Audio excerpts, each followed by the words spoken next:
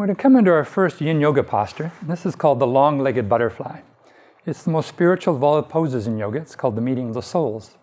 So you bring the soles of your feet together, but rather than the normal butterflies where the feet might be quite close, this is a long-legged version. So bring the feet quite far away.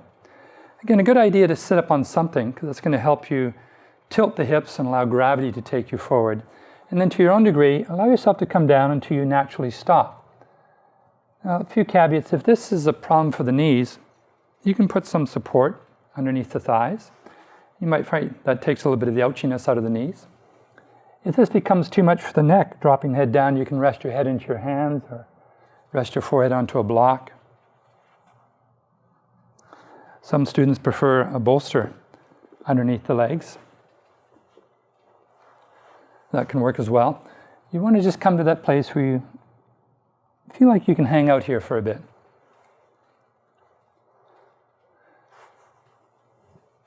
There are 3 principles in the Yin style of yoga. The first principle is called playing our edge, which simply means you come to the place where you stop and then you wait here. You probably could pull yourself further, but that's not the point. We just want to get to the place where we naturally stop and then try to relax into this. This is our first edge. In time, you might find that the body opens and you're invited to go a bit lower. If that happens, just go to your next edge. So in this way, we simply play the edge. Go where there's a challenge and then stop. The second principle of the practice, once you've arrived at that edge, is to be still. And stillness simply means that we don't move. So no fidgeting, no looking up to check the clock or your text messages. You just become still. But there are 2 exceptions to this principle. As mentioned, it's okay to move to go deeper if your body does open up. Maybe you can go to a new edge. But if you find you're too deep, or you've been holding for too long, it would then be appropriate to come up a bit.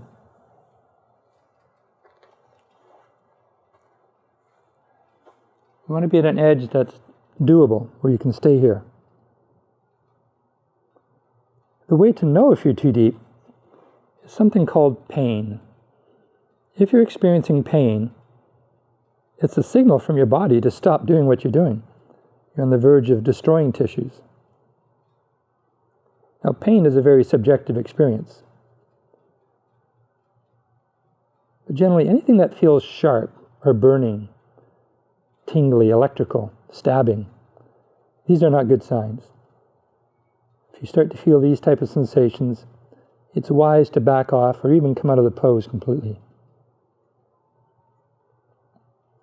The third principle of the practice, after we come to an edge, and after we become still, is time. And time is the magic ingredient in the Yin style of yoga in terms of the stress we place on our connective tissues. Time allows us a chance to sink into these deeper tissues, what we refer to as the yin tissues. We're going to be here for about 3 or 4 more breaths. As you stay here, notice what you're feeling.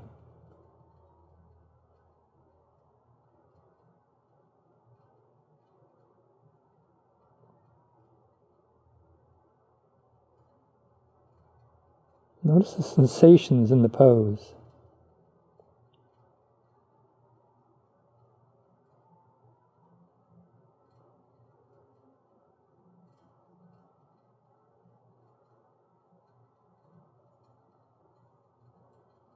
And one last breath.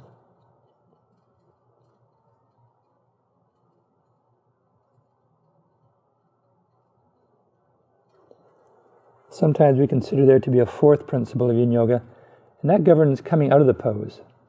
We always want to come out of the pose slowly. So slowly, which means not fast, start to roll up. You can Google it if you're not sure. Slowly means not fast. When you come out of the pose, you can lean back, roll the hips away, stretch the legs out. And sometimes when you come out of a yin pose, you feel like you've just aged 5 or 10 years. So after a little while, you'll start to get the feeling like you're an old person. You'll start to groan and make those old people sounds. That's okay, that shows the practice is working. And you can shake the legs. If you're craving a little bit of release in the hips, you can do it. Windshield wiper. If you're craving a little bit of release in the back, you can do the tabletop. Lift the hips up and down a few times.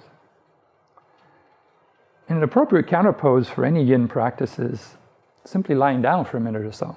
Just do a mini shavasana.